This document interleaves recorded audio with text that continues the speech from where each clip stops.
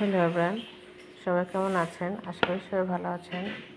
চারপাশে প্রচুর ঠান্ডা পড়েছে, আর এই ঠান্ডায় সন্ধ্যায় গরম গরম তেলে পিঠে খেতে অসাধারণ লাগে। এখানে আমি ব্লেন্ডারে পোলাও চাল অল্প করে ব্লেন্ড করে, যেহেতু ব্লেন্ডারে অল্প করে আমি গুঁড়া করে নিয়েছি।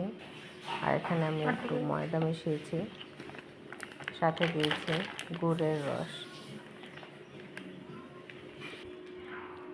সুন্দর করে এরকম একটা স্মুথ ডো তৈরি করে নেবেন। ডো বলতে আপনার গুলা।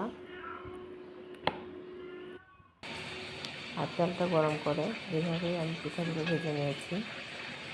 ফুলকো ফুলকো হয়েছে তেলের পিঠা, অনেক সুন্দর হয়েছে আসলে। ব্লেন্ডারে আর পোলাও চাল সব মিলে পোলাও চাল পোয়া পিঠা কিংবা যখন পিঠা তৈরি করে খেতে অসাধারণ লাগে। সুন্দর একটা স্মেল বের হয়, খেতেও দারুণ লাগে। তো কেমন হলো আমার এই তেলের পিঠাগুলো জানাবেন প্লিজ। সবাই ভালো থাকবেন।